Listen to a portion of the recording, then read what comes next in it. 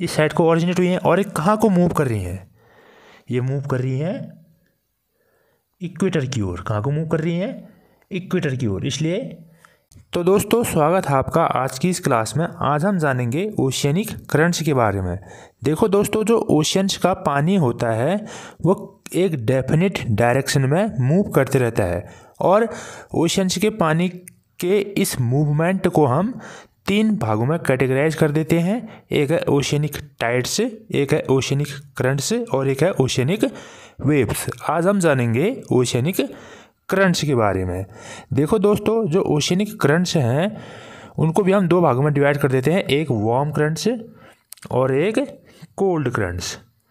और अगर हम इनके बारे में जानें कि ये कहाँ ओरिजिनेट होती हैं और किस ओर मूव करती हैं, तो देखो दोस्तों, जो वार्म करंट्स होती हैं ये ओरिजिनेट होती हैं इक्वेटर के पास। कहाँ ओरिजिनेट होती हैं, इक्वेटर के पास। और मूव कहाँ को करती हैं, ये मूव करती हैं पोल्स को।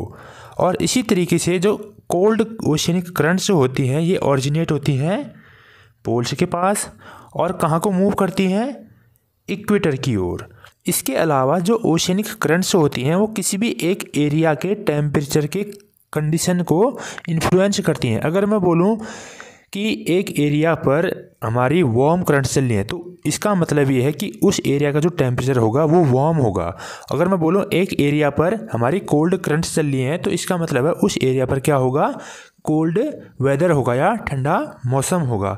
देखो दोस्तों, जहाँ पर ये 2 के 2 करंट, वार्म करंट और कोल्ड करंट एक दूसरे के साथ मर्ज होती हैं वो एरियाज़ वेस्ट फिशिंग एरियाज़ के रूप में जाने जाते हैं।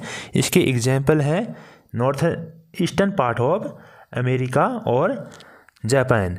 यहाँ पर कोल्ड करंट और वार्म करंट एक दूसरे के साथ मिलती हैं इन एरियाज़ पर, तो ये एरियाज़ वेस्ट फिशिंग एरियाज़ के रूप में जाने जाते हैं। क्यों जाने जाते हैं, क्योंकि इनके मिलने से, इन दोनों करंट्स के मिलने से एक घास उगती है। उस घास का नाम है प्लैंकटन और वो घास मछलियों का फेवरेट भोजन है। इसलिए मछलियाँ उस भोजन को खाने के लिए आते हैं, जिस कारण ये एरियाज़ क्या बन जाते हैं, वेस्ट फिशिंग एरियाज़ बन जाते हैं।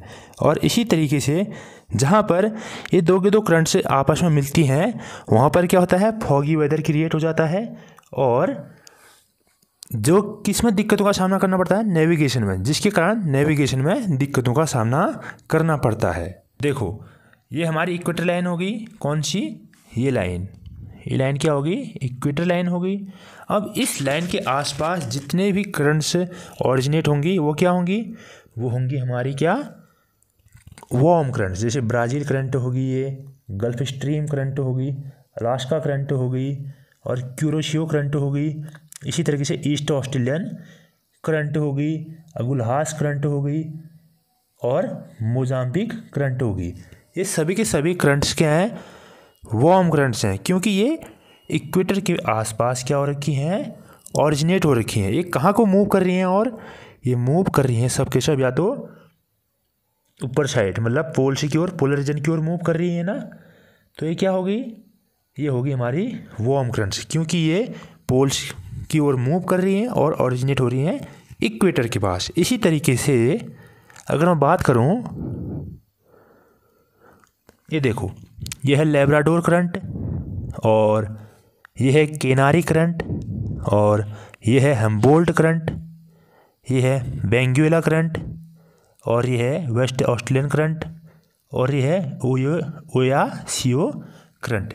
ये सभी करंट कहाँ ओरिजिनेट हुई हैं, ये ओरिजिनेट हुई हैं यहाँ पोल्स के आसपास, या तो इस एरिया में या तो इस एरिया, इस साइड को ओरिजिनेट हुई हैं। और ये कहाँ को मूव कर रही हैं, ये मूव कर रही हैं इक्वेटर की ओर। कहाँ को मूव कर रही हैं, इक्वेटर की ओर। इसलिए ये करंट्स क्या हो गई, कोल्ड करंट हो गई। तो आज के लिए बस इतना ही, धन्यवाद।